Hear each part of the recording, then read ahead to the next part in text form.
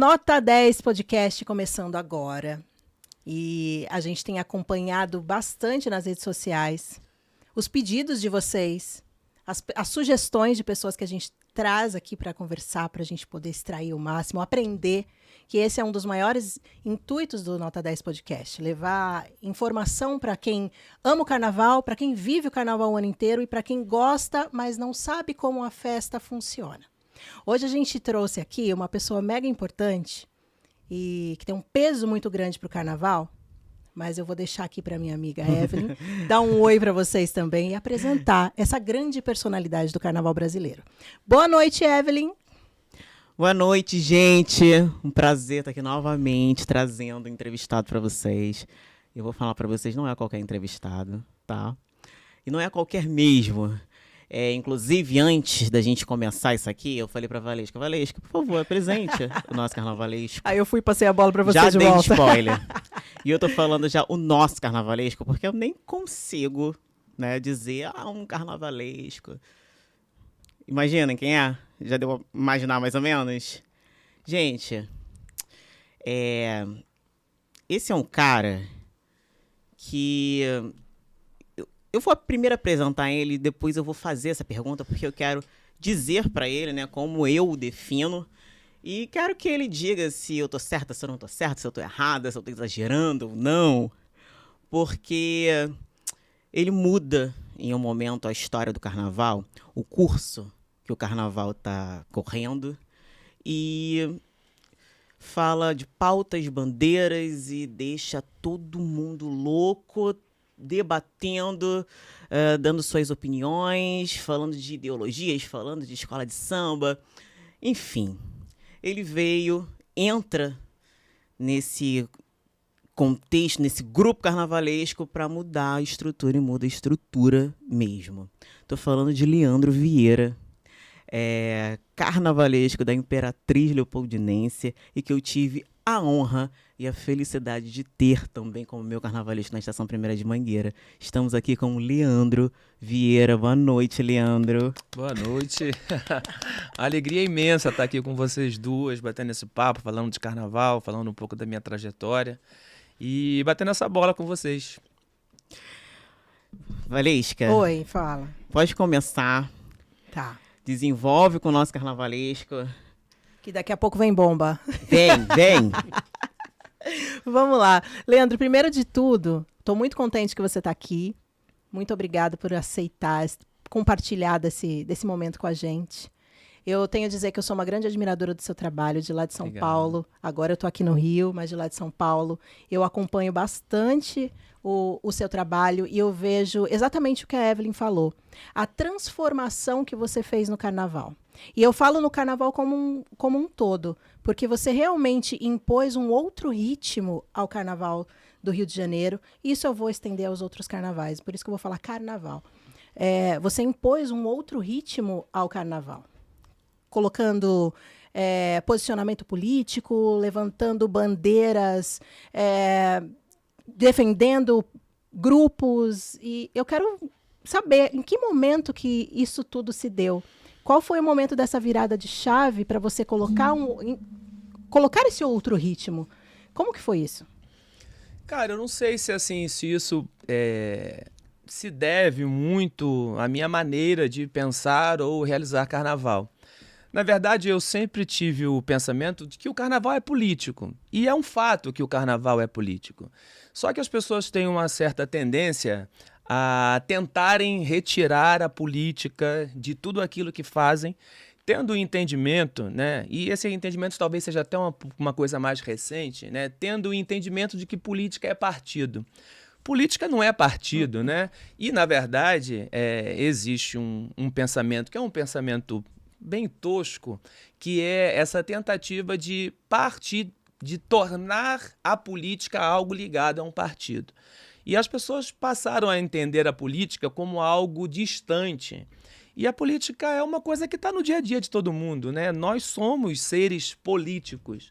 As coisas acontecem na vida da pessoa mais simples por causa de política, né? A política está em tudo. A política está no ar que a gente respira, né? A política está na condição de vida que nós queremos para os nossos semelhantes. A política está em todo o debate. A política está nos cabelos que vocês escolheram vestir, nos cabelos que vocês escolheram usar. A política está na mulher que resolve colocar um turbante. A política está na mulher que usa calça, na mulher que usa saia. Então, tudo é política. E a escola de samba é uma atividade política. Se você parar para pensar, e aí vamos falar um pouco de história de escola de samba, né? Escola de samba é uma atividade intimamente ligada a descendentes de homens e mulheres escravizados, né? Os primeiros representantes das escolas de samba são descendentes diretos dessa gente. E essa gente que resolve se unir, se aquilombar para fazer samba, né? Para trazer tradições que são ancestrais, para fundar isso, que anos depois se torna uma marca da cultura brasileira, isso é política, né? Quando esses homens e essas mulheres pretas têm a possibilidade de sentar com governantes para decidir pautas, está sendo político. O que acontece, e assim, eu não inventei o carnaval político, eu não inventei a escola de samba política, isso acontece desde que o mundo é mundo, desde que as escolas de samba desfilam, porque as escolas de samba nasceram, inclusive, de necessidades políticas, né? Uhum. As pessoas cantam, dançam, se reúnem, e escola de samba é um grupo que canta, que dança, que se reúne. Escola de samba existe, né? Esse quilombo escola de samba existe por uma questão política, porque as pessoas precisam sobreviver, as pessoas precisam sobreviver com alegria, né? Quem inventou esse movimento extraordinário foi gente que sentiu a necessidade imensa de dizer: estamos aqui, precisamos fazer, precisamos resistir com festa. Então é política desde sempre. E, historicamente, grandes carnavalescos fizeram carnavais políticos. Luiz Fernando Reis fez isso com a Caprichosos de Pilares. Kizomba, um desfile da Vila Isabel, um desfile eminentemente político. Sim. Só que, de um modo geral, as pessoas têm medo da política. As pessoas têm, inclusive, medo de assumir que determinados desfiles ou posicionamentos são políticos. Porque as pessoas querem que a política seja algo distante.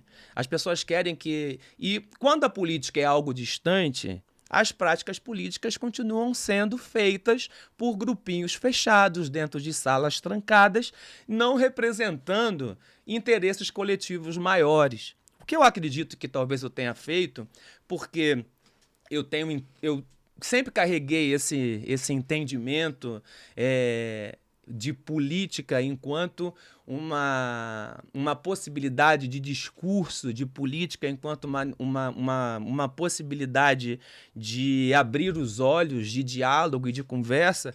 Quando eu tive a oportunidade de ser o carnavalesco, e mais especificamente quando eu tive a oportunidade de ser o carnavalesco da Estação Primeira de Mangueira, e você chega diante de uma comunidade que tem os seus anseios, que tem os seus questionamentos, quando você se enxerga empregado de uma comunidade que precisa falar coisas que são além de um aspecto festivo do carnaval, você entende isso, eu entendi muito rápido, você entende que não está ali só para deixar aquele desfile bonito ou feio, né? Você entende que isso é pouco.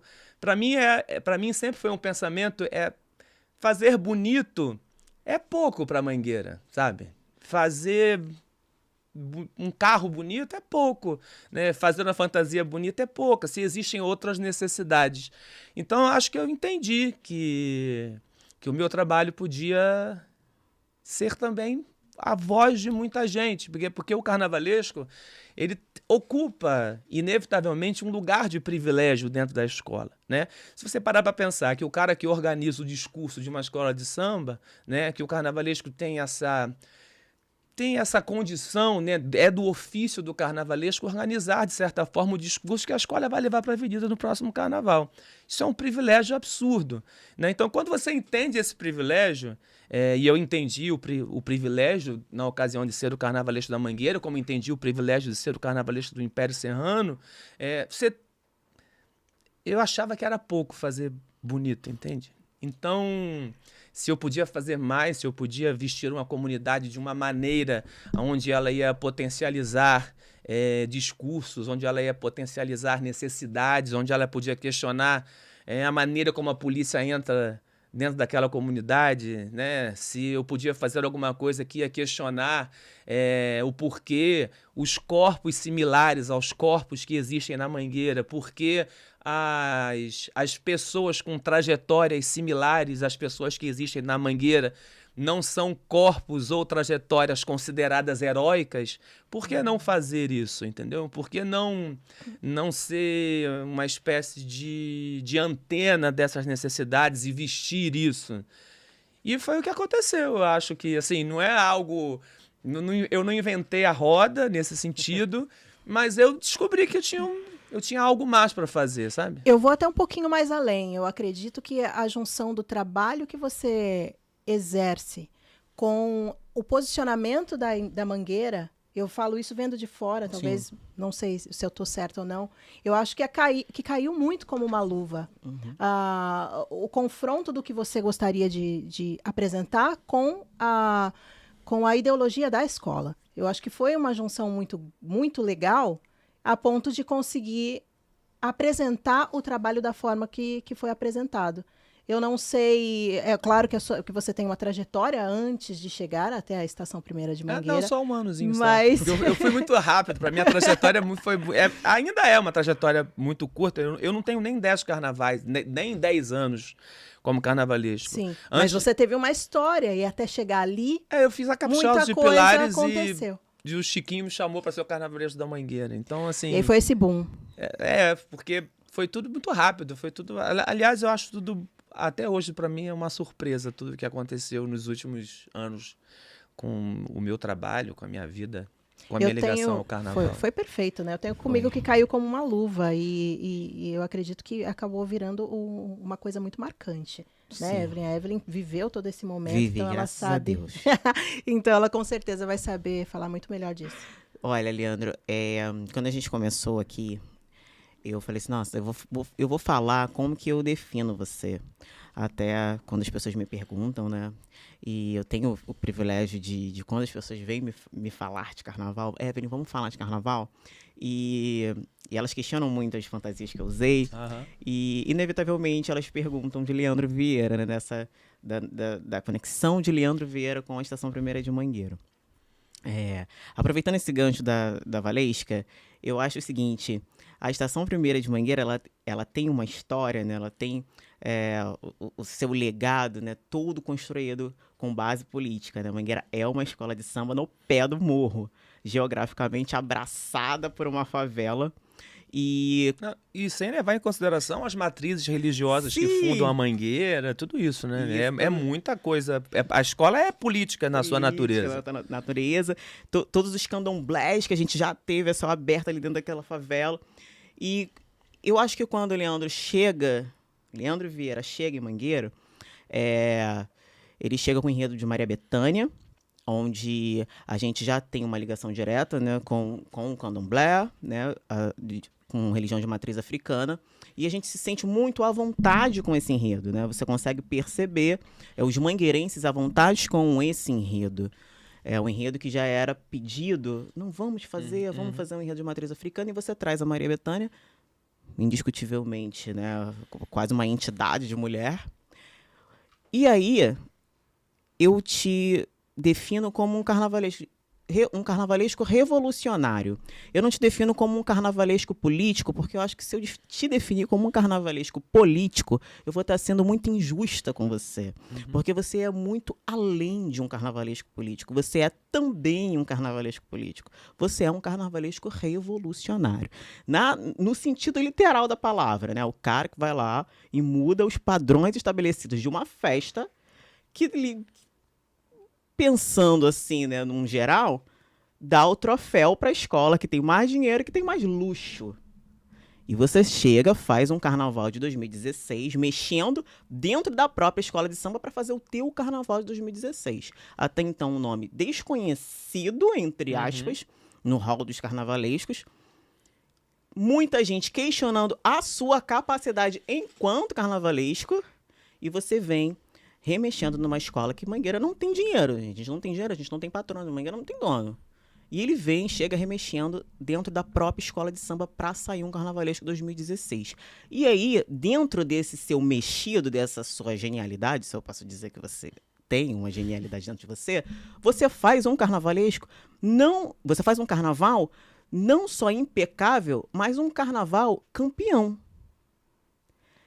E aí eu queria dizer para você o seguinte, eu sei que é muito difícil a gente falar da gente mesmo, mas você se lê como um carnavalesco revolucionário e engatando tudo isso, como foi essa remexida dentro da própria escola de samba para fazer um carnaval a seu gosto, a gosto da Mangueira, que já estava muito feliz com esse enredo, e sair da avenida campeão do carnaval? E já com o nome Leandro Vieira. É um monte de perguntas. É um monte. É assim, eu não me enxergo como um carnavalesco revolucionário. Não me enxergo mesmo. Porque de alguma forma, as minhas referências no carnaval, eu não estabeleci... Eu acho que eu não estabeleci rupturas na maneira de fazer o carnaval. Eu acho que eu aparecia na cena carnavalesca num período em que, de alguma forma, a atividade carnavalesca estava muito pautada em padrões um pouco internacionalizados de atividade artística, né? Essa coisa meio que... Parece que as coisas feitas para espetáculos internacionais seriam a referência para um espetáculo eminentemente nacional. Eu sempre achei isso uma tolice, porque assim, eu nunca achei que... Eu acho que é o contrário, eu acho que o desfile das escolas de samba é um padrão que deveria ser copiado por espetáculos internacionais. Então, assim, só que eu nunca tive essa ideia de ruptura, né, de revolução. Eu sempre quis, né, identifiquei o desfile da escola de samba de uma maneira muito mais ligada à cultura popular. Talvez por aproximar o meu trabalho à cultura popular, tenha ocorrido alguma espécie de ruptura, né? de uma festa que caminhava que trilhava um caminho.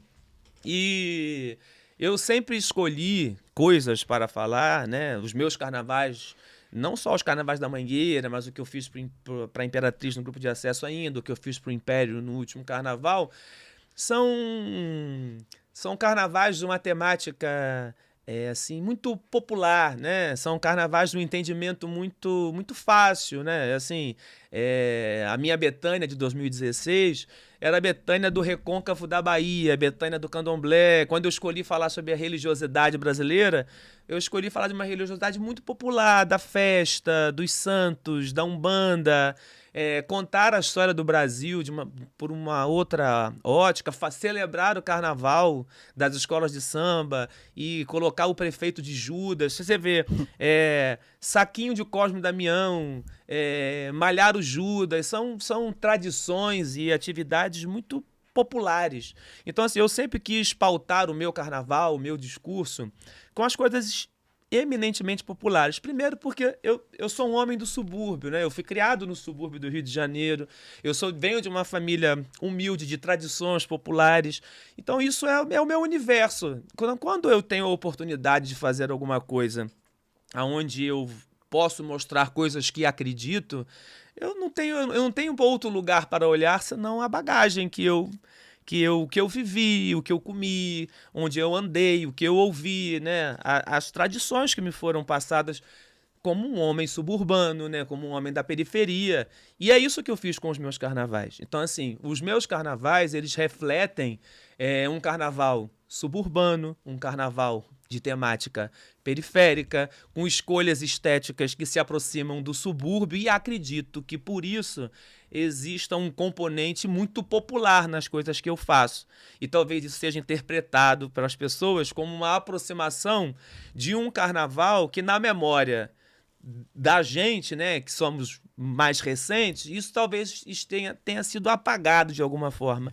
Mas não me entendo como revolucionário, porque acho que eu continuo fazendo o carnaval à moda do Renato Lage. Sim. Eu continuo fazendo o carnaval à moda da Rosa Magalhães, Sim. que são referências para mim, que são as pessoas, e que curiosamente são as pessoas que são os trabalhos que eu assisti nos anos 90 na televisão da minha casa, no subúrbio, e eram os carnavais que passavam na televisão para eu assistir.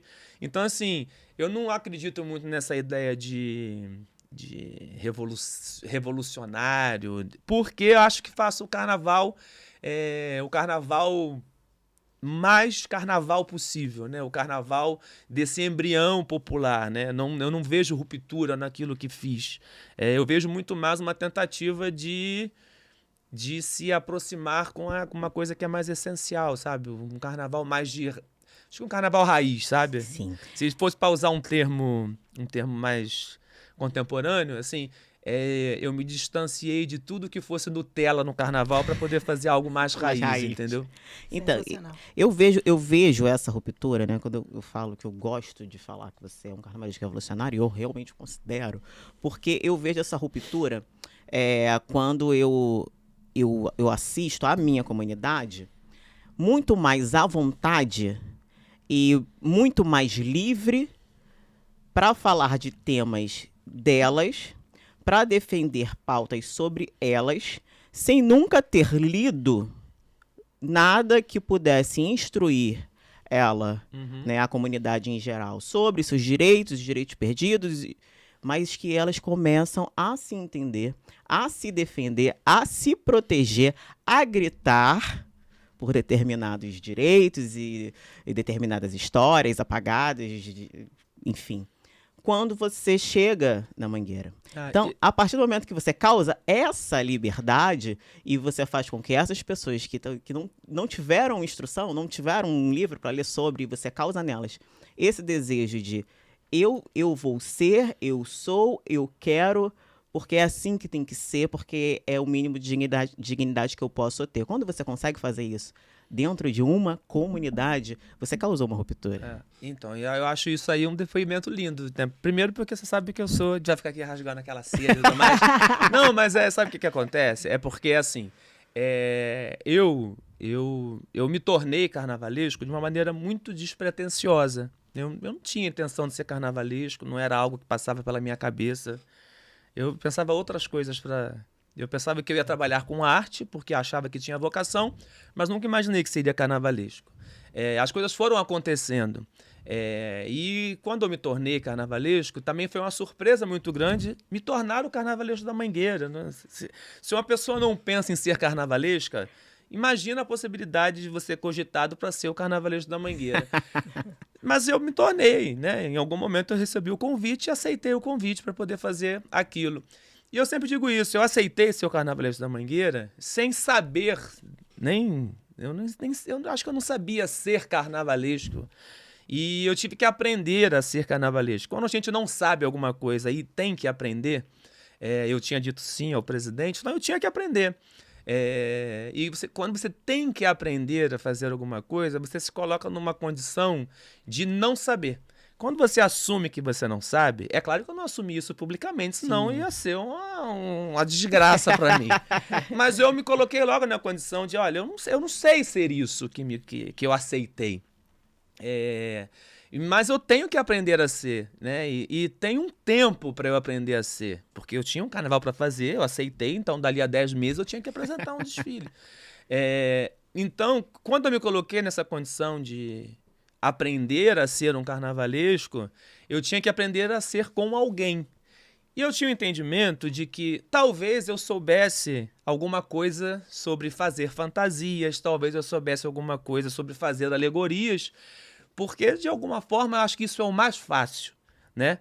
É o mais, principalmente para quem tem alguma aptidão no desenho. Eu tinha estudado, tinha feito faculdade de arte, então eu sabia que tinha aptidão para fazer algo que fosse belo, né? Mas eu queria aprender a ser o carnavalesco da Mangueira. E eu acho que quem me ensinou a ser um carnavalesco ligado à comunidade foi a própria comunidade que eu tive o privilégio de conviver. Quem me conhece um pouco mais, assim, sabe que eu sou um carnavalesco participativo. Eu gosto de escola de samba porque eu gosto de gente. Né? O que me faz gostar de fazer desfile de escola de samba é o fato de eu gostar de gente. Eu gosto de ver gente cantar, eu gosto de ver gente dançar, eu gosto de ver gente sorrir, eu gosto de ver gente bem vestida, eu gosto de ver a gente com alegria vestindo uma fantasia. Então, assim, eu fui aprender quais eram as necessidades da escola que eu representava com as pessoas que formavam o corpo da escola que eu representava. Então, assim, quem me ensinou o que era a Mangueira foi a Evelyn, que é uma mulher da comunidade, nascida naquela comunidade e que carrega os desejos de mulheres daquela comunidade, né? Quem me ensinou quem é a Mangueira, por exemplo, foi a Neuci, que é uma descendente direta de uma líder importante da Mangueira, que viveu ali, que vive ali, que acompanha. E como a Evelyn, como a Neuci, tem tantas outras e tantos outros que me ensinaram o que era a Mangueira. E eu costumava dizer que os enredos que iam aparecendo, e os enredos que eu fiz para a Mangueira, foi a Mangueira, não fui eu que ofereci a Mangueira. Foi a Mangueira que foi me oferecendo diariamente. O enredo de 2020, que é o enredo de Jesus, é muito curioso, porque para ir embora do barracão para a minha casa, eu passava sempre pela quadra da Mangueira. E era muito. E para chegar ao trabalho eu também sempre passava pela comunidade. Então, assim, eu perdi a conta da quantidade de vezes em que eu passei pelo Morro da Mangueira e que eu visualizei pessoas que eu conhecia como ritmistas da Mangueira, né, homens pretos, tomando dura da polícia diante da quadra, um pouco mais à frente, no IBGE, né? Então aquilo isso, né? Você ver um ritmista que você conhece a trajetória, que você conhece a mãe, que você conhece o irmão, que você conhece a história, você vê aquela pessoa tomando uma dura em função da cor da pele, aquilo te traz me trazia uma certa angústia, e eu ficava pensando aquilo até o dia em que eu pude propor algo que ia questionar isso, né? Que ia questionar que corpo é esse que a sociedade vê dessa maneira, até o dia em que eu pude fazer uma alegoria em que no lugar da figura eurocêntrica do Jesus branco, eu pude colocar um corpo que era muito mais próximo aos corpos da Mangueira. Então, assim, eu fui aprendendo a ser carnavalesco com as pessoas que fazem a escola ser viva, que são as pessoas que fazem a escola ser interessante, porque hoje eu não sou mais carnavalesco da Mangueira, estou na Imperatriz, a Mangueira está lá com os seus problemas, está lá com os seus dilemas, está lá com as suas alegrias, a Mangueira está lá viva, fazendo as suas coisas. Então acho que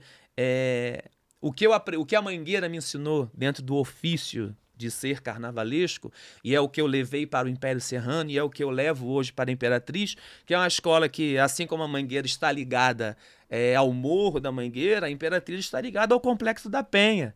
A Imperatriz está ligada ao Complexo do Alemão, que são corpos e histórias muito próximas à história, porque é a história da construção social dessa cidade. Então, o que a Mangueira me ensinou, e eu falo a Mangueira, e falo isso de uma forma muito orgulhosa, porque até hoje a escola onde eu fiquei mais tempo foi a Mangueira. Então, a escola que me formou até o momento, que tem a contribuição maior na minha formação como carnavalesco, é a Mangueira, porque eu fiquei lá mais tempo. Então, se tem uma coisa que eu reconheço que a Mangueira me formou como carnavalesco, me contribuiu como carnavalesco, foi no entendimento de que o carnavalesco é um empregado não é de uma instituição, ele é um empregado de uma comunidade, e que se ele tem o privilégio de ser porta-voz de necessidades que são maiores do que ser bonito ou feio, ele deve fazer. Então, assim, a Mangueira me ensinou isso. Eu aprendi isso com a Mangueira e levo isso para onde eu puder levar. Incrível, incrível. E só ressaltando isso que você está destacando, uma coisa que você falou que eu achei muito importante, você chegou sem vício. Né? Sim. Então, eu acho que foi o melhor que pôde acontecer. Eu não tinha vício uma moldagem e eu não ao longo tinha do pretensão. processo. Né? E uma coisa também que eu aprendi é que quando você tem pouca pretensão, você consegue coisas maiores do que você imaginava, porque você não tem pretensão de nada. Eu cheguei na Mangueira muito jovem, com um carnaval só na bagagem. Eu tinha... Quando eu cheguei na Mangueira, se eu não me engano, tinha ficado em 10º lugar. Sim. No carnaval anterior. Eu pensava assim, acho que se eu ficar em 8º, já tá bom pra caramba, foi uma melhoria, né?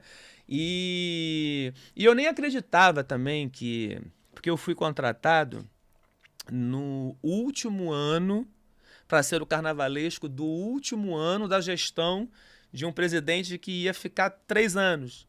Então, você imagina, eu fui contra o Chiquinho da Mangueira, que foi o presidente que me contratou.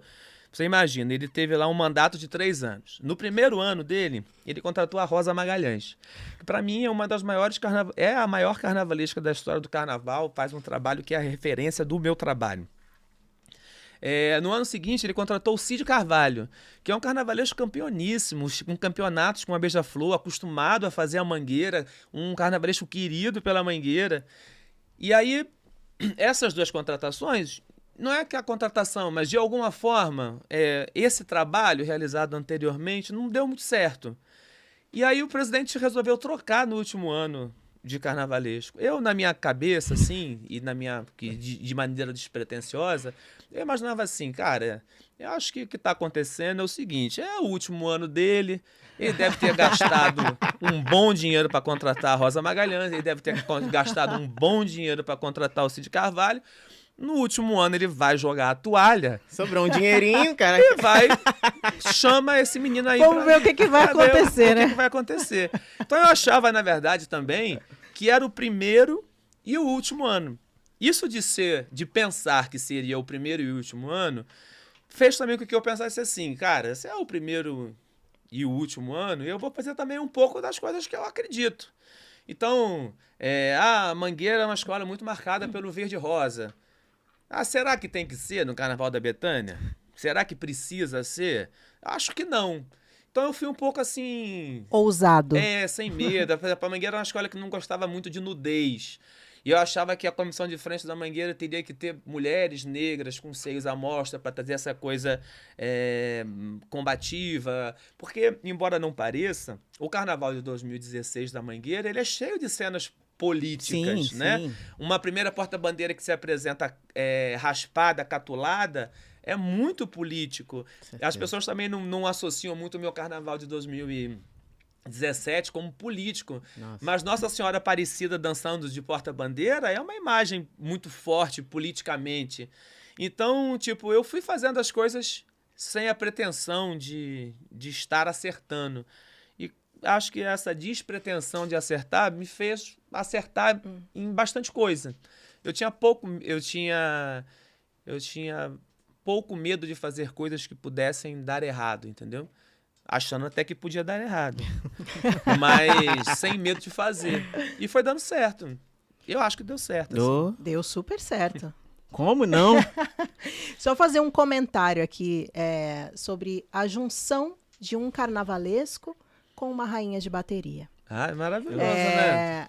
É absolutamente especial quando isso acontece.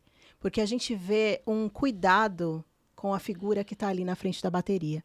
Eu, enquanto rainha de bateria, não tive muitos momentos onde o carnavalesco... Não sei qual a palavra exata que eu vou colocar, qual a palavra exata que seria, mas... de colocar um pouco mais de cuidado e pensar naquele momento, naquela figura que está ali. E eu vejo isso, que foi muito claro no trabalho desenvolvido com a Evelyn, que foi pensado em cada passo, né? Que você pensou em como ela poderia vir, o que ela poderia apresentar, e essa junção que foi perfeita, ao meu ponto de vista. Acredito que muita gente que também está assistindo aí pense da mesma forma.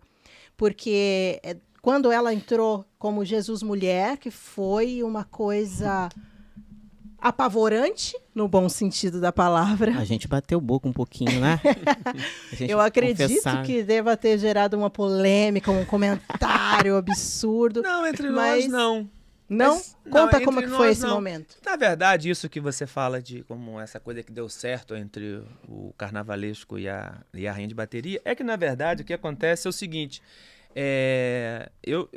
assim, é óbvio que eu reconheço a Evelyn como a rainha de bateria da Mangueira, né? É o lugar que a Evelyn ocupa lá na Mangueira, né? Aquele lugar é um lugar dela, né? Mas eu, assim, acho que a minha relação de propor coisas para Evelyn vem muito mais da admiração que eu tenho pelo que ela representa para aquela comunidade. Certo. E isso tem a ver não com o fato de um carnavalesco que está contratado para fazer um projeto e que tem que colocar uma rainha de bateria vestida. Isso tem a ver com um carnavalesco que frequenta a quadra e vê e acha bonito, por exemplo, um monte de menininha pequenininha olhar para ela com um encantamento, né? E de entender que ela chega a ser bobo a gente falar assim, as meninas têm a Evelyn como um espelho, não sei o que lá. Isso é natural que tenha, né? Mas o que eu acho que é mais bonito é essa possibilidade de encantamento. Eu acho que a Evelyn, as pessoas da comunidade da Mangueira, principalmente as meninas mais novas, têm um olhar de encantamento.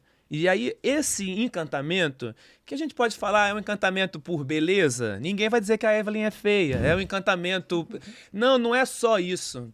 É um encantamento por postura. E aí, quando você tem esse encantamento, você entende que essa pessoa pode mais. Porque em algum momento alguém determinou qual era o lugar da rainha de bateria, o que uma rainha de bateria deveria fazer, como uma rainha de bateria deveria se comportar. Se alguém em algum momento determinou isso, quem determinou isso, determinou com esse pensamento desse país grotesco também, que a gente já conhece, né? Quem determinou isso deve ter sido... Tem certamente uma dose de machismo nisso. Sem dúvida. Tem certamente uma dose de objetificação do corpo feminino, quem colocou de alguma forma a nudez como algo fundamental e obrigatório para a rainha de bateria e para a passista, deve ter pensado isso tudo. Eu sou um homem que transita nesse meio. Então, assim, eu sei como as coisas funcionam, eu sei como isso se constrói, eu sei como esse pensamento político, porque isso é política, né? O machismo no samba, ele é político, né? Esse olhar, já cansei de presenciar show onde a passista entra e que os homens acham que podem colocar a mão, que podem passar a mão. Então, e aí você para pensar, tipo assim, cara, eu tenho uma rainha que tem esse posicionamento. O que nós podemos fazer juntos para amplificar determinadas situações que são importantes, né? Então, tipo, você falou do Jesus mulher, mas a Evelyn já vestiu uma fantasia que era... Eu falei pra ela, cara, você não precisa de pena, você não precisa de fazão, você não precisa de luxo pra reinar absoluta. Eu quero fazer uma fantasia com você aí, vamos fazer só uns caquinhos de vidro e tal, e você vai reinar sem fantasia, né? Perfeito. E aí quando você fala assim, você vai reinar sem fantasia, é porque você pode se despir de tudo que é exagero, de tudo que é luxo e continuar rainha. Quer dizer, se você fizer uma comparação com a vida das mulheres que moram no Morro da Mangueira, você está querendo dizer para ela que elas podem ser rainhas desprovidas do luxo. E a gente não está aqui com um discurso de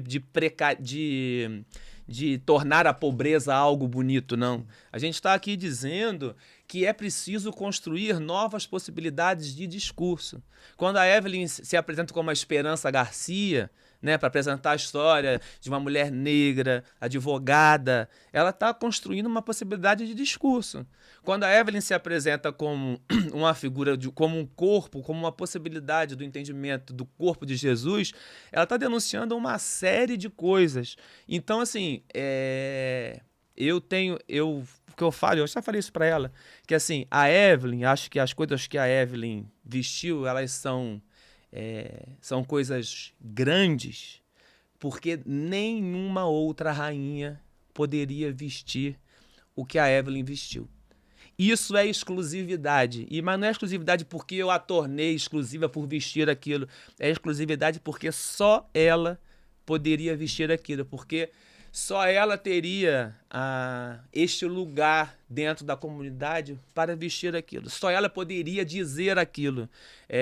Aquilo é quase que uma não fantasia, porque aquilo é quase que uma realidade. Então, esse casamento que deu certo, ele é fruto de um carnavalesco que eu tenho admiração pela mulher. Que lindo. Entendeu? Tenho admiração pela pessoa que vai vestir aquilo, que entende que aquilo ali é um lugar. A Evelyn ela não precisa mostrar pra ninguém que ela é bonita, ela não precisa mostrar pra ninguém que ela samba, que é uma das melhores e maiores sambistas que nós temos hoje no Carnaval do Rio de Janeiro.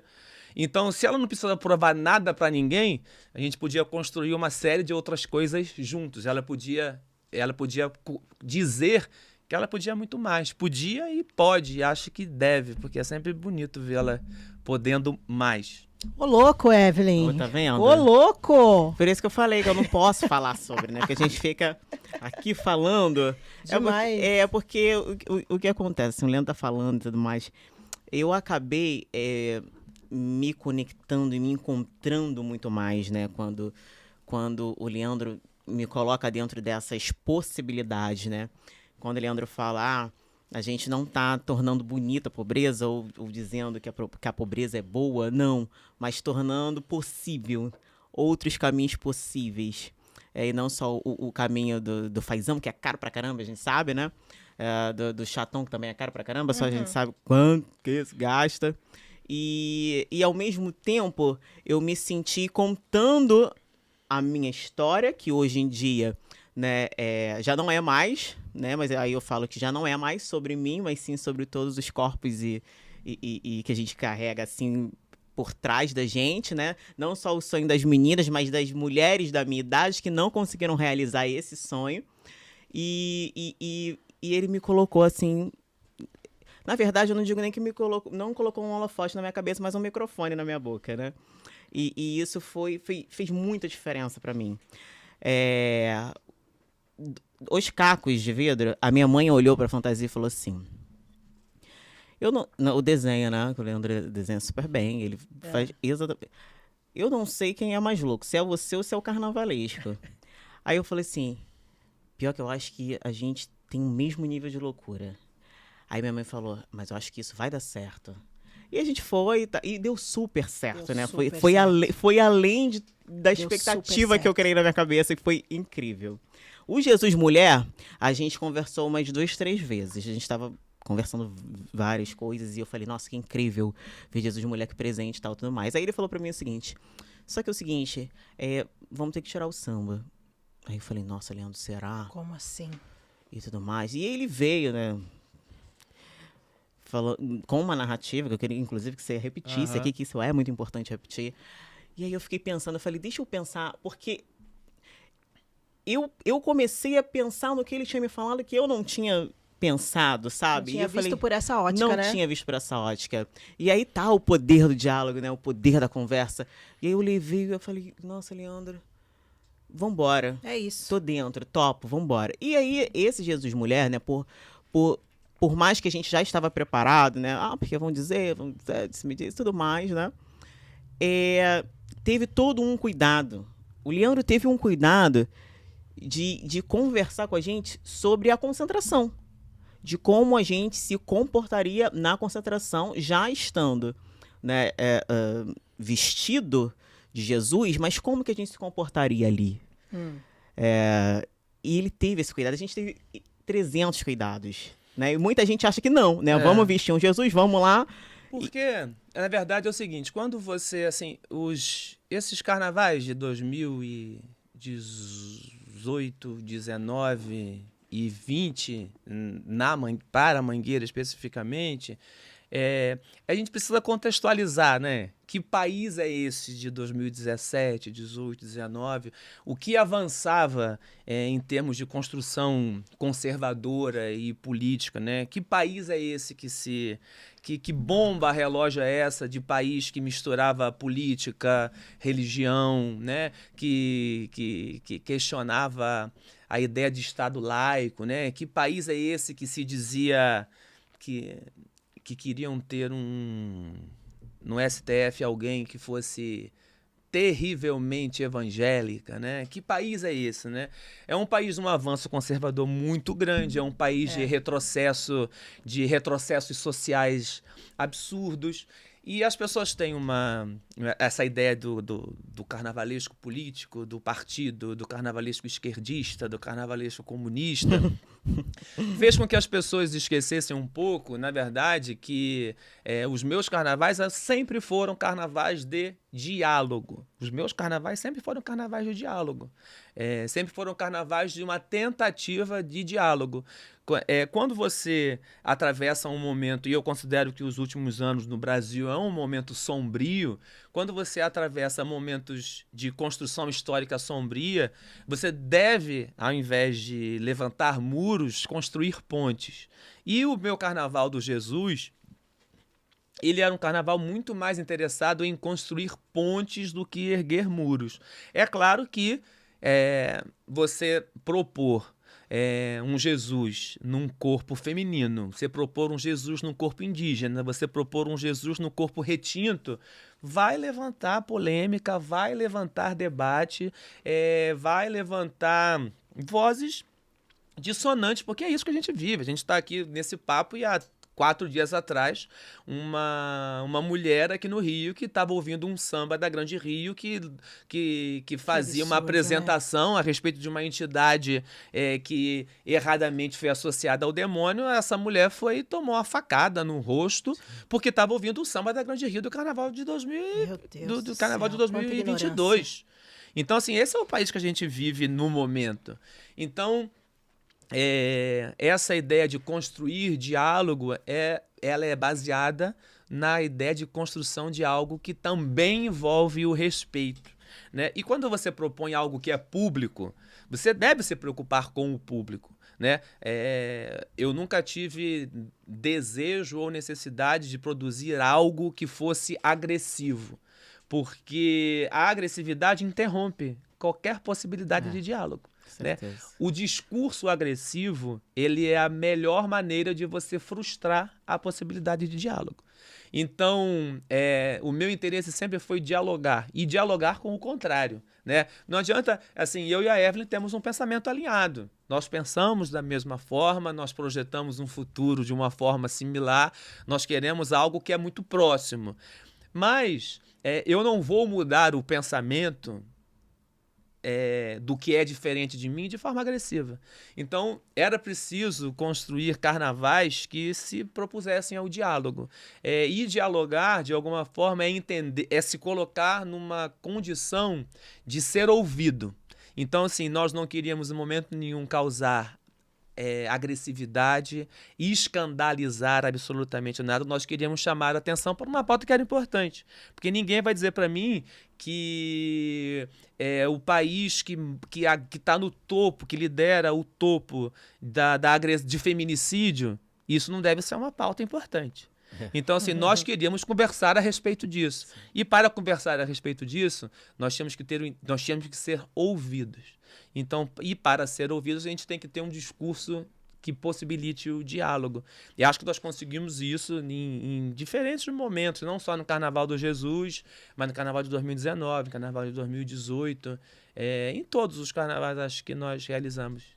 Ô Leandro, a sua marca já ficou como uma marca de um carnavalesco que faz carnavais para promover discursos, como você mesmo disse. Mas como que você lida com enredos patrocinados? Eu, graças a Deus, nunca vi. Varia? Tomara que não pinte, mas se tiver que fazer, faz, não é? Mas não sei. Acho que os enredos patrocinados têm mais medo de mim do que eu tenho medo deles, entendeu? Porque eles nunca pintaram para mim. Seria um desafio ou não?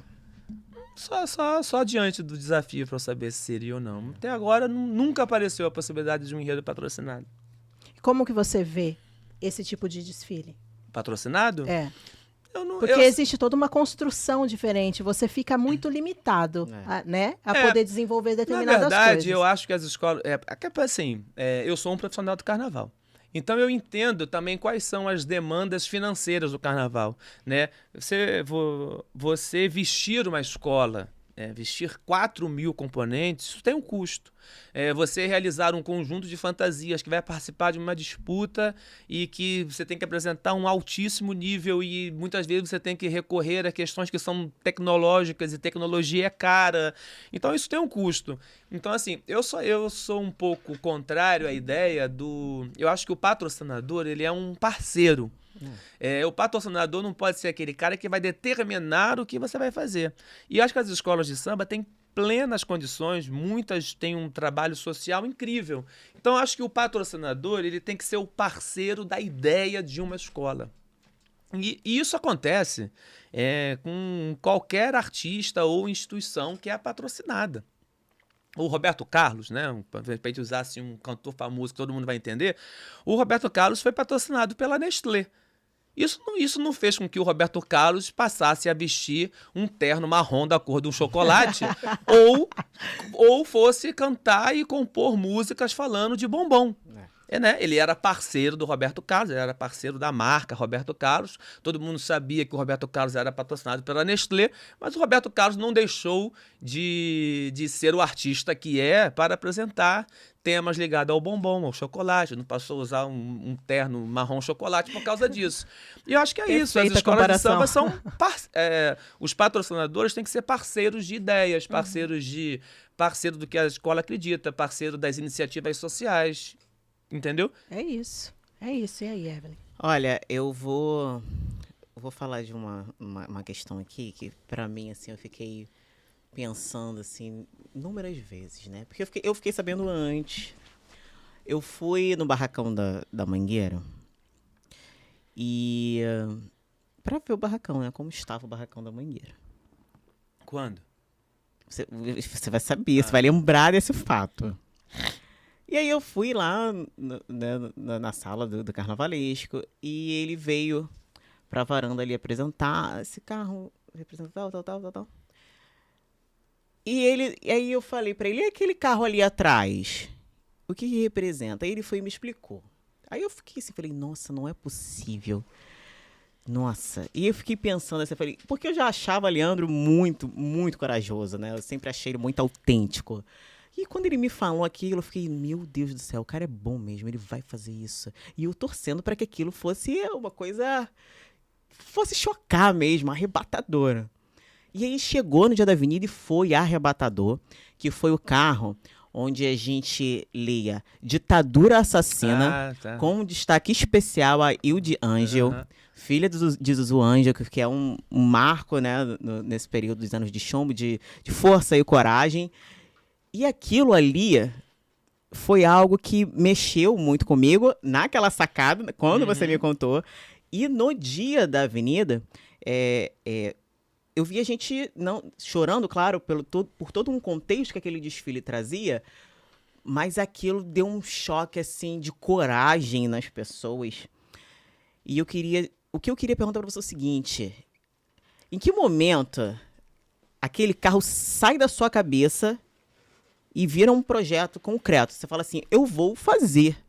É engraçado que aquele carro foi um dos primeiros carros que quando eu comecei a pensar o desfile de 2019, né, que esse é o carnaval de 2019. Isso, 19. Esse foi o primeiro carro que veio na minha cabeça. Nossa, olha isso. Foi o primeiro carro que veio, assim. Porque era um enredo baseado em páginas ausentes da história do Brasil, né, o que foi deixado de lado. Então eu sabia que eu tinha que ter um carro que eu queria trazer livros abertos com páginas, com essas páginas que foram. Era nesse carro que tinha um livro aberto contando a história da Princesa Isabel, né? Que apresentava a Princesa Isabel como não essa mulher que concedeu a liberdade, né? E apresentava também uma face do presidente Floriano Peixoto, sim, do Marechal Deodoro. Símbolos que foram construídos pelo Brasil oficial como heróis e que têm histórias altamente controversas.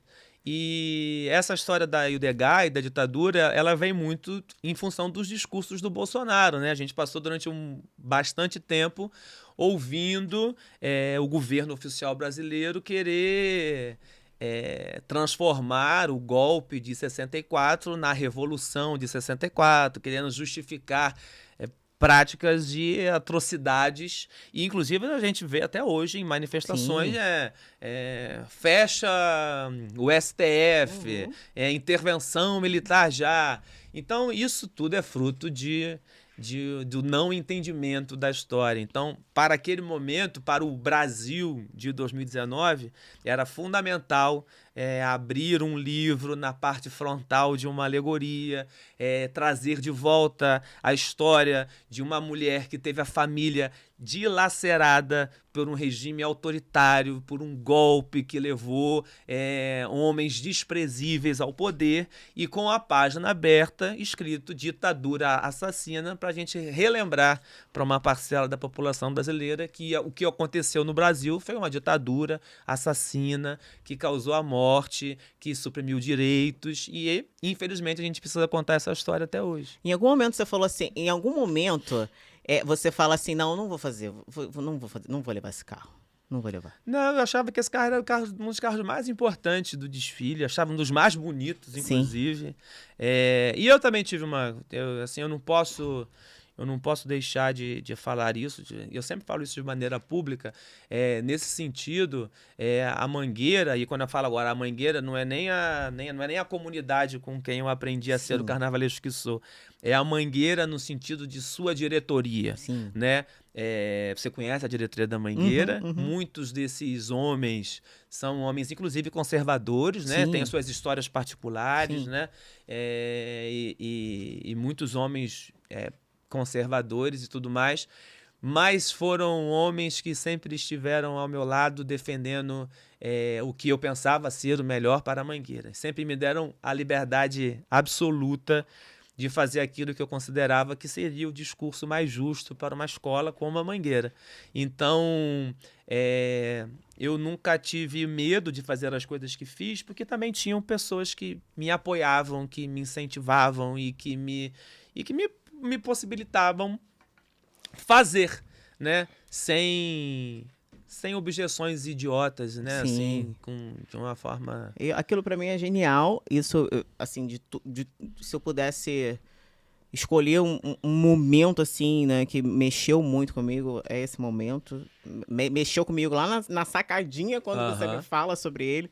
E dentro da avenida aquilo me gera, assim, ao mesmo tempo que gera um sentimento de revolta, né, por conta da história que traz, mas um sentimento de coragem, de encorajamento, de ter dentro da nossa manifestação cultural essa denúncia, né? Essa denúncia e fazer com que todas aquelas pessoas que estejam ali dentro da Marquês de Sapucaí olhem aquilo ali e até mesmo dentro de outra ideologia, falem, caramba, olha o que o cara trouxe para a Marquês de Sapucaí. E aí, automaticamente, criar um discurso com ele mesmo. Né? Se isso estar dentro do samba, num enredo como esse, o que eu posso mudar enquanto carnavalesco? Se eu sou o fulião e isso estar dentro de uma festa que eu admiro, que eu gosto, o que eu posso mudar aqui dentro da minha ideologia? Eu acho que é isso também, né? Acho que assim, o carnaval... acho que o carnaval não pode ser espaço para caretice, né? Eu não gosto dessa coisa da regra, né? E se tem uma coisa que eu acho que não pode haver regra, é o carnaval, né? Acho que o carnaval é o espaço, talvez o melhor espaço para o questionamento, para a gente, para o devaneio, para o delírio, né?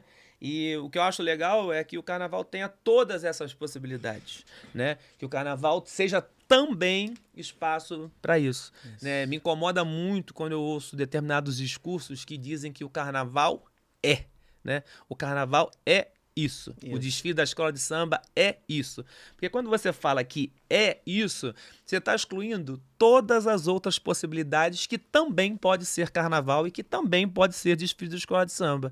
Então, assim, o desfile de uma escola de samba é muita coisa. É possível que muita coisa seja feita. É uma festa? Pode ser. É um momento de alegria? Pode ser. É um momento de reflexão? Pode ser. É um momento de luta? Pode ser. É um momento de revolta? Pode ser. É um momento de delírio? Pode ser. Então, o carnaval das escolas de samba pode ser uma série de coisas. O carnaval das escolas de samba nunca é ele pode ser. Isso aí. Show de bola. Ô, Leandro, fala uma coisa pra mim. É muito difícil, né? O peso que você carrega, eu falo todos os carnavalescos, né? De colocar esse trabalho na avenida. Como que é esse lado, como que você trabalha esse lado psicológico por conta do peso que você carrega? Eu não sinto esse peso, não não. sente? Porque é uma responsabilidade, assim, descomunal, eu imagino. Acho que é, mas assim, eu não dou muita bola pra isso, não. É só você não dar bola, assim, fazer de uma forma natural. Eu não acordo pensando que sou carnavalesco e tenho que fazer isso, isso e isso. Não se sente pressionado de alguma forma? O negócio rola. E na véspera do desfile, como é que funciona? Como que você fica? Normal? Eu fico... Tem um bloco. Eu tenho a tendência a ficar mais normal perto do desfile do que longe. Fico bem. Eu gosto, assim, eu gosto de carnaval. Graças a Deus também, os meus carnavais, eles sempre ficam prontos antes da data. Então me dá uma certa tranquilidade perto do desfile. Porque eu sempre digo isso também. Como eu gosto de carnaval, eu gosto muito de carnaval de rua, sou fulião.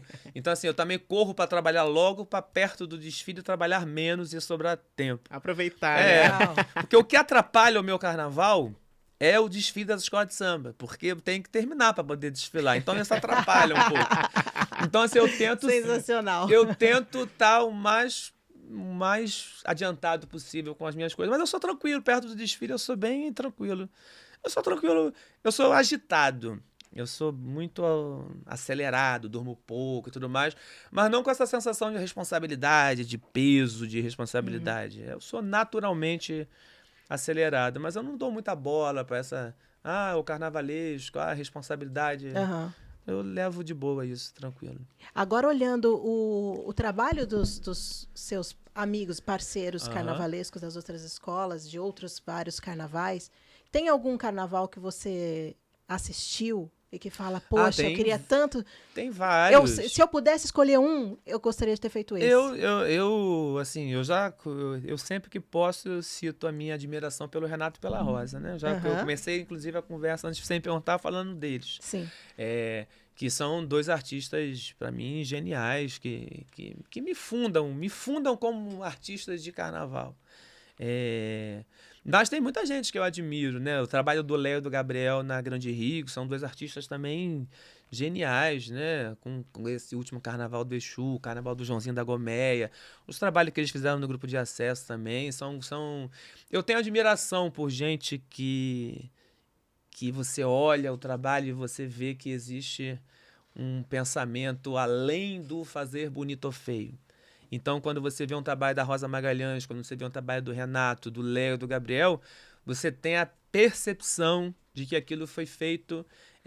aquilo não foi feito pensando exclusivamente para ser bonito ou feio. Às vezes é até feio, mas é tão inteligente que há uma grandeza naquilo que te causa admiração. E eu, como artista, eu não quero só o que é bonito. Eu quero o que me causa espanto, eu quero o que me causa admiração, entendeu? E eu tenho admiração pelo trabalho desses que eu citei especificamente e por outros que fazem parte do desfile. Maravilhoso. Leandro, eu quero ir lá atrás um pouquinho assim na sua vida. Quais foram as peças assim do quebra-cabeça que chegou à sua ideia de quero estudar Belas Artes? O que te conduziu até chegar a essa decisão de é isso que eu quero? Eu acho que foi a decisão mais fácil da minha vida. Sério? Porque eu não sabia fazer nada além disso. Então, eu não tinha muita opção. Era uma coisa bem... Era notório que eu tinha que fazer isso. Eu não tinha muita... Mas você já tinha o talento, assim, desde adolescente, criança, de desenhar, de ter uma visão, de olhar os muros e... Sim, eu desenhava desde criança. Desde que eu me entendo... Desde que eu tenho um entendimento, que eu me entendo como gente, eu sempre desenhei, sempre tive essa... Era fácil perceber... Era fácil para mim perceber essa aptidão para a arte e a inaptidão para quase todo o resto. Então, quando chega aquela idade em que você tem que optar por uma carreira, o que você vai fazer, o que você vai Bem novo, inclusive. muito novo, muito né? novo. Eu acho até uma injustiça Eu também você, acho. aos 16, 17 anos, prestar um vestibular. Tem que decidir o que você quer fazer na tua vida que você vai fazer inteira. na sua vida inteira. Então eu tinha amigos que tinham aquelas coisas, né? Tinham dúvida se seriam advogados ou engenheiros, se fariam arquitetura ou direito, né? E eu não tinha muita dúvida de que eu tinha que ingressar na faculdade de arte. Na época que eu fiz, só existia a Escola de Belas Artes da UFRJ, Sim. então não tinha outra possibilidade. E foi ela que eu fui fazer. Nossa. Quer dizer, nasceu predestinado a isso, né? Acho que sim. Não tinha nenhum outro sonho. Se não fosse não. nada envolvido na arte, não saberia mesmo. Não, eu acho que Sonhou obrigatoriamente. com alguma possibilidade? Eu sonhei. Na verdade, quando eu prestei vestibular, eu Aham. prestei. É aquela história, né? Eu, assim. Eu estudei em colégio particular, tinha que prestar o vestibular, né? Mas tinha que passar para uma universidade pública. Então, eu, independente de querer fazer a Escola de Belas Artes, eu tive que tentar as outras universidades, porque eu Isso. precisava passar para alguma. E fui. Então eu fui fazer história também. Eu prestei vestibular para história, legal. porque eu queria ser. Se eu não fosse artista plástico, eu pensava em ser professor. Tudo a de ver. história. Então uma coisa encaixava assim, com a outra bem. Era alguma de coisa algum jeito. ligada à arte e ligada a humanas, né? Sim. Ligada a esse pensamento humano das coisas. Nossa. Demais, né? Aula também, né? Aula o tempo todo. É só Aula. aula. Quando a gente para Meu pra conversar, Deus é do céu. aula. Leandro, dentro, assim, dessas suas experiências, né, dos seus carnavais, agora a gente fala dos seus carnavais, os carnavais que você desenvolveu. Qual foi o... claro, né, cada um tem um ponto especial ali que mexe com você. Mas qual deles é o seu preferido, assim, que você vai falar assim, pô, esse aqui eu planejei, eu sonhei, eu acordei, tomei café na minha varanda, sentado no meu sofá e toda hora ia lá e escrevia 2 frases porque aquilo estava me consumindo, eu queria realizar aquilo ali de qualquer jeito. Assim, todos os meus carnavais são compostos desse ingrediente, né? Depois que a gente se envolve com o carnaval que a gente quer fazer, tem isso, né? Ele vira uma coisa que te consome todos os dias, é uma coisa muito, muito doida. Então, assim, nem é por causa disso que eu acho que eu vou conseguir eleger um carnaval que eu tenha preferência.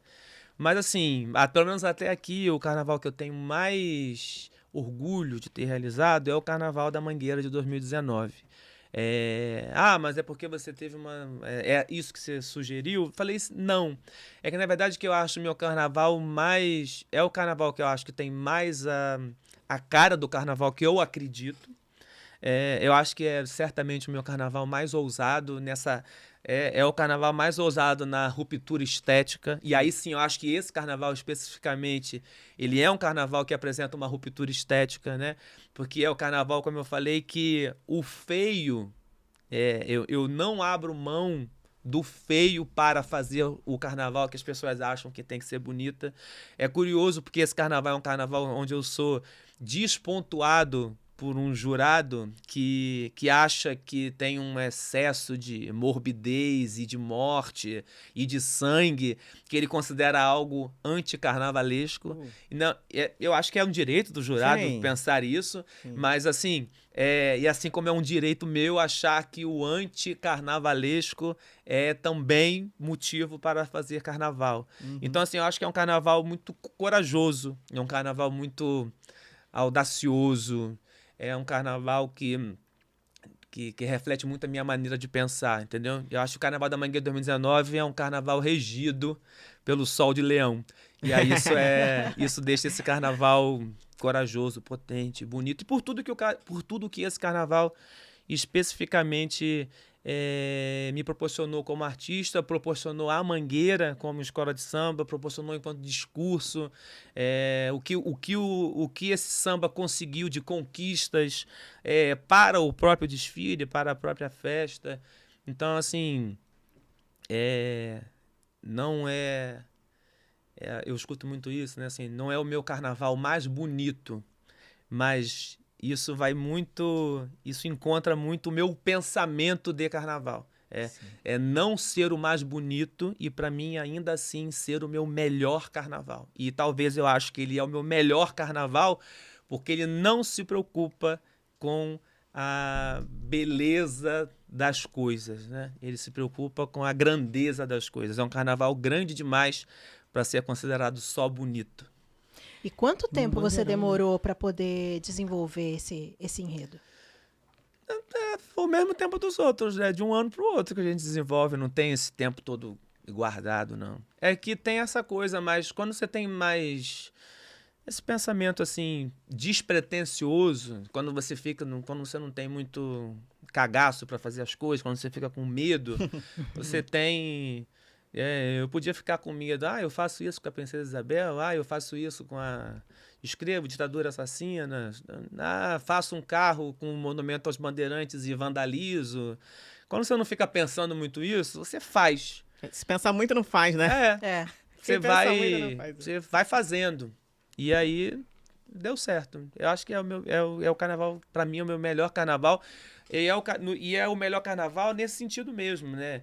De discurso carnavalesco, de empoderamento da comunidade junto ao samba, de produção estética anticarnavalesca, por entender que a estética carnavalesca pode ser muitas, inclusive essa, né?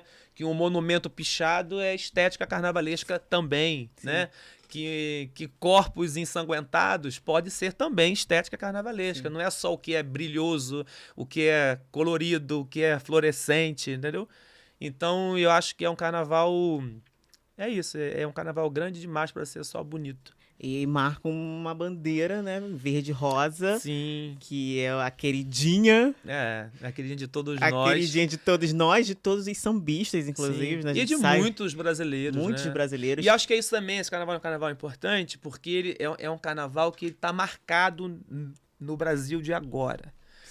Eu acho que para entender daqui a não sei quantos anos, quando forem entender o Brasil de agora, o desfile da Mangueira está localizado no Brasil de agora como um grupo de pessoas, um grupo de sambistas, um movimento de homens e mulheres pretos, um movimento de artistas, um coletivo que para este momento se organizou para produzir arte e organizar um discurso ante tudo isso que aconteceu nesse país de agora, produzindo visual, inclusive, produzindo uma nova bandeira, quando a bandeira brasileira deixou de nos representar tanto orgulho, né? Então eu acho que daqui a muitos anos, quando forem tentar entender este Brasil louco de agora, o desfile da Mangueira será um farol do que nós esperávamos para um Brasil que parece que ficou mais distante da gente, entendeu? Sim. Incrível.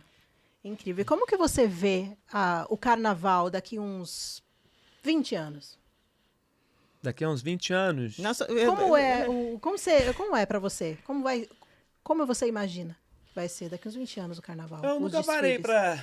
Acho que é a pergunta mais difícil que você fez. Porque as perguntas mais difíceis são aquelas que a gente não imagina previamente, né? Então, tipo assim, eu nunca parei para imaginar o desfile, como seria o carnaval. Porque a gente viu uma evolução muito grande, né? 20 de uns 20 anos atrás para como é o carnaval hoje. Como será que ele deve ser daqui 20 anos? Não sei. Você me pegou O que você gostaria? Como você gostaria que ele fosse? Eu gostaria de um carnaval, assim, mais... Embora eu acho que já esteja caminhando para isso, eu acho que mais pautado em valores comunitários, sabe? Eu acho que isso porque isso é o que garante a essência do desfile das escolas de samba, né? Essa pauta comunitária mais forte. Um carnaval menos comercial também. Eu acho que às vezes o negócio ganha um contorno comercial. E não é aqui também discurso de desprezar investimento, sim, não. É entender que merece o investimento, mas que merece o investimento porque é atividade artística e cultural. Então, assim, vamos investir no carnaval, vamos comercializar uma atividade artística e cultural, mas mantendo ali o que é artístico e cultural, mantendo a essência daquilo.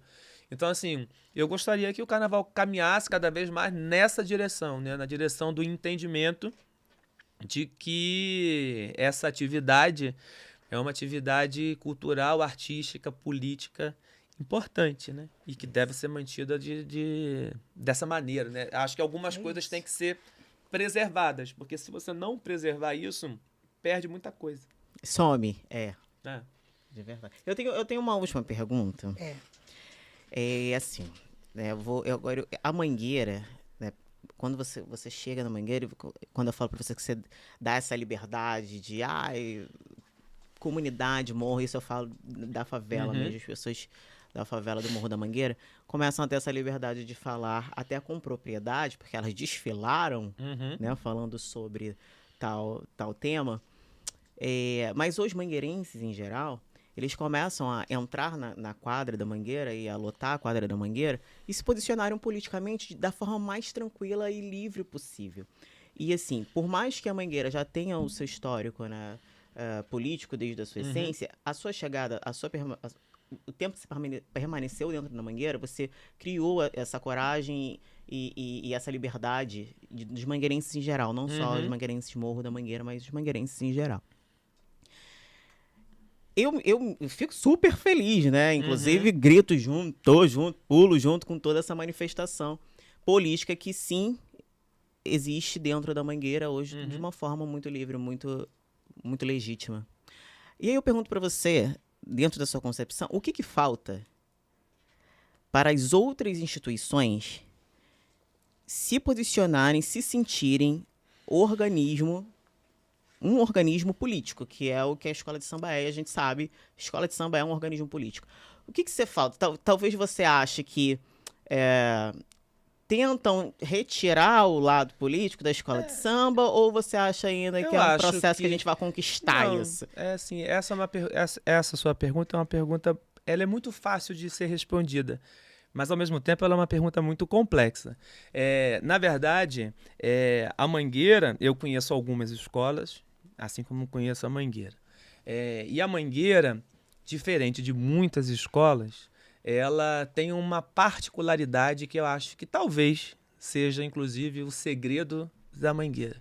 A Mangueira desfruta de um ambiente democrático. Então, essa liberdade que você fala que existe na Mangueira é porque a Mangueira desfruta de um ambiente democrático, né? A Mangueira existem eleições, a Mangueira existe alternância de poder, a Mangueira tem brigas políticas, existem discordâncias, um quer isso, outro quer aquilo, mas de 3 em 3 anos existe uma eleição, então tem alternância de poder, né? A Mangueira durante muito tempo teve uma linhagem de presidentes, e agora a Mangueira tem uma presidenta. Né? Então, isso tudo, a Mangueira agora tem uma presidenta preta. E isso tudo é o que é isso? Isso tudo, quem possibilita isso? É a experiência democrática, né? Que possibilita com que uma mulher descendente da Tia Fé chegue à presidência da Mangueira.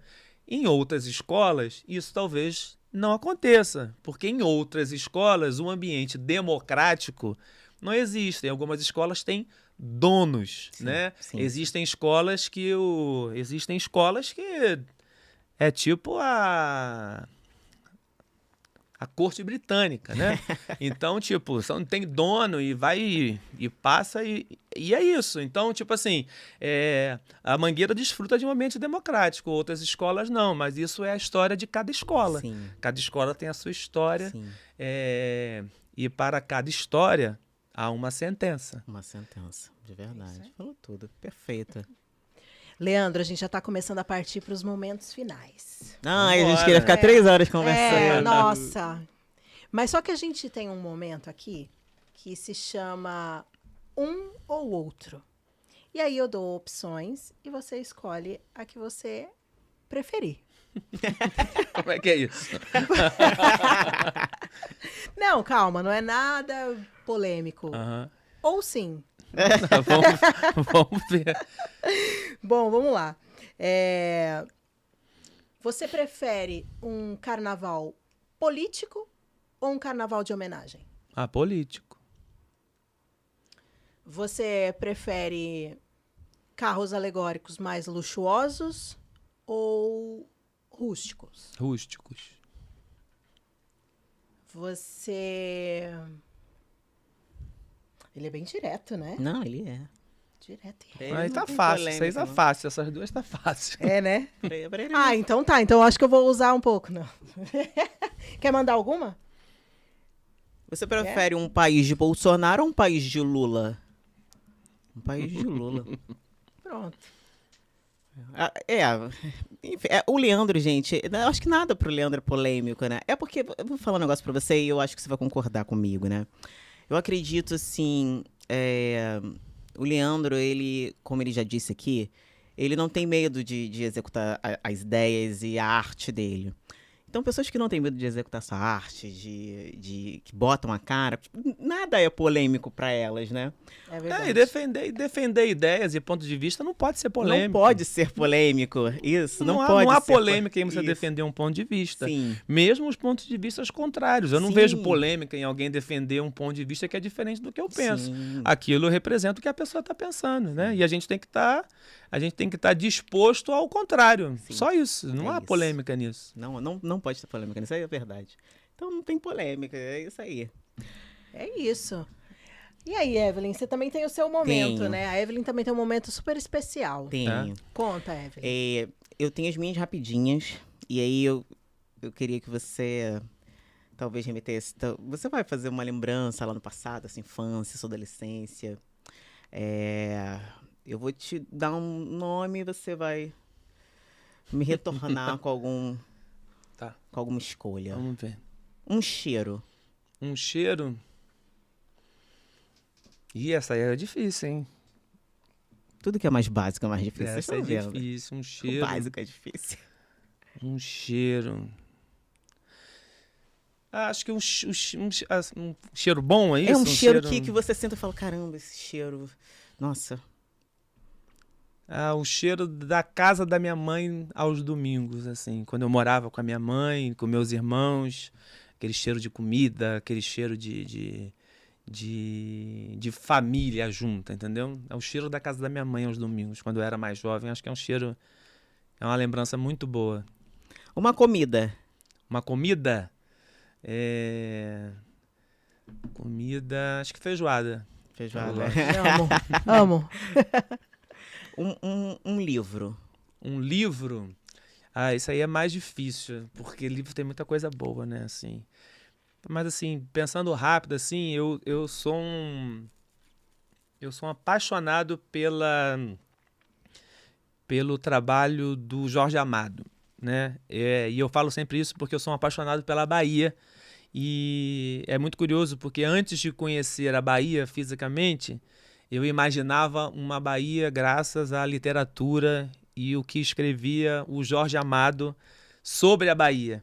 Então, eu acho que quando um artista tem um poder de sintetizar na sua obra a expressão de um território, a expressão de um povo, eu acho que ele chega perto do sublime, né? Então, tipo assim, eu sou fã da literatura do Jorge Amado.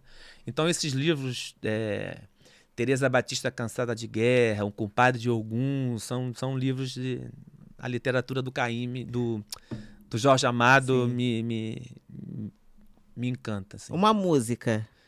E aí é difícil pra caramba, porque eu sou apaixonado por música. Não, aquela que você tem que ouvir praticamente mas- todo mas dia. Assim, a que eu ouço todo dia é Andar com Fé, do Gilberto Gil. Acho que é uma música que alegra, assim. É uma música que anima, né? Me anima. Né? Faz com que eu coloque fé nas coisas mais básicas para poder seguir adiante. Um filme. E filme é difícil, porque eu não sou muito chegado. Não, Nenhum que tenha marcado sua infância e adolescência. Não.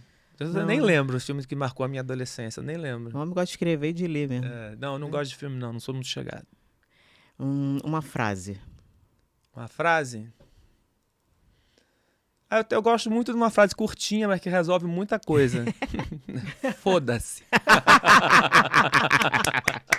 Essa eu acho ótima. Perfeito! Nossa senhora. Perfeito, Leandro. Não, e responde muita coisa, Sim, né? Responde muita coisa. Alivia, entendeu? Leandro, se você pudesse deixar uma mensagem para todas as pessoas que querem se tornar carnavalescas, qual a mensagem que você deixaria? Não vou falar conselho, né? Mas uma mensagem que você gostaria de passar para esses jovens que têm um sonho de ser carnavalescos de escola de samba. Cara, assim, se eu tivesse que deixar uma mensagem para os jovens que têm um pensamento, que têm a vontade de ser carnavalescos de escola de samba, é que, primeiro, que eles entendam esse lugar como um lugar de privilégio. Basta você ver um pouquinho a história do carnaval, quer dizer, a história dos carnavalescos com o carnaval, que você vai entender que esse lugar é um lugar cheio de privilégios, né? É uma construção cheia de privilégios.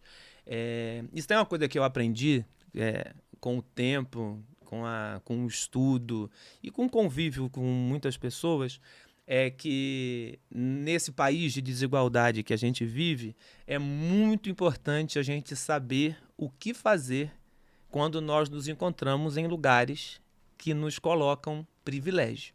Então, acho que o conselho que eu daria para quem quer ser carnavalesco é que entenda esse lugar como um lugar de privilégio e que saibam o que fazer com o privilégio, né? Entendendo que o carnavalesco ele está a serviço de algo que foi construído antes da gente, né? Por corpos que ainda hoje lutam por um espaço que não conseguiram ter na totalidade.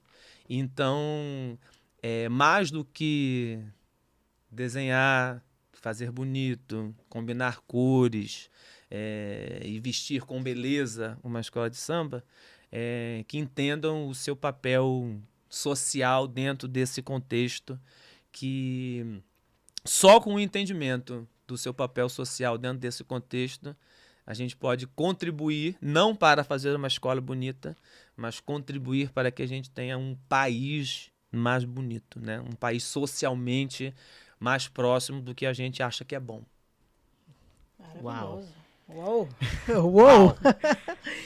Olha, Leandra, pra gente é um prazer te receber aqui no podcast Nota 10.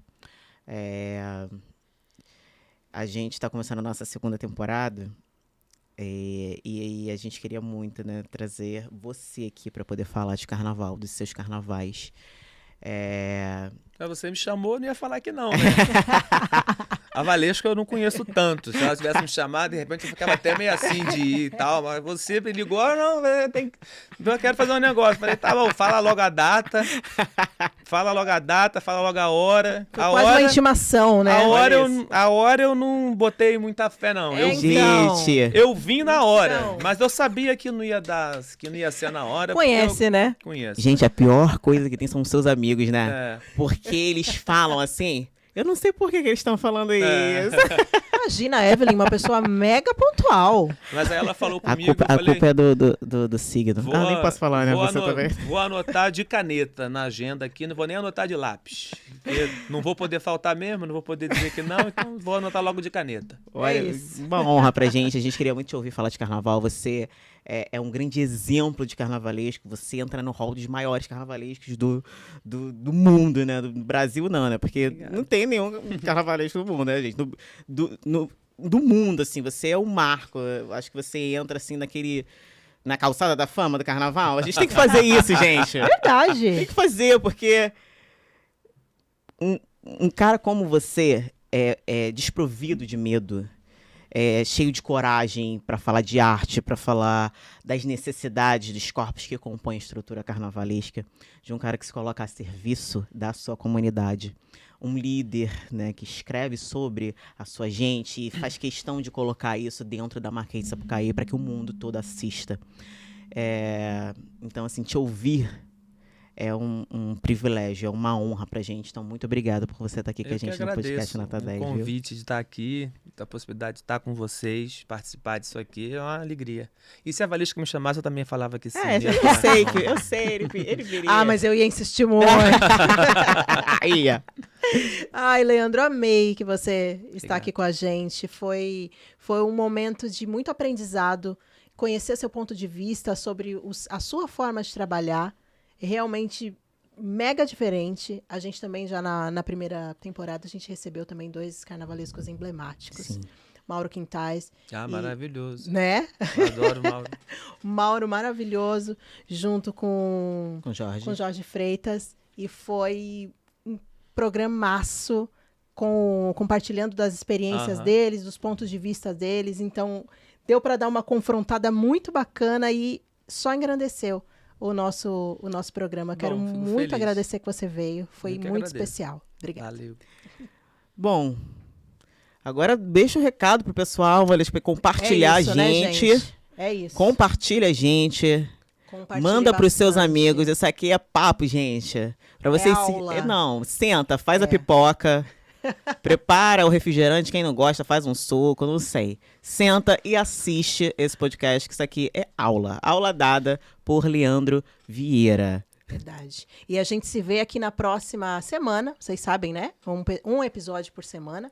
A gente está aqui sempre compartilhando das nossas... Trazendo, né? Os nossos convidados, personalidades do mundo do samba que a gente ama, que a gente quer muito que vocês conheçam muito mais do universo do carnaval e entendam como é que ele funciona também nos bastidores, tá? Então compartilhem, façam como a Evelyn tá falando. Compartilhem muito e vão aprender junto, tá? A gente se vê na próxima semana. Beijo. Obrigada, Beijo. Leandro. Beijo, Leandro. Beijo.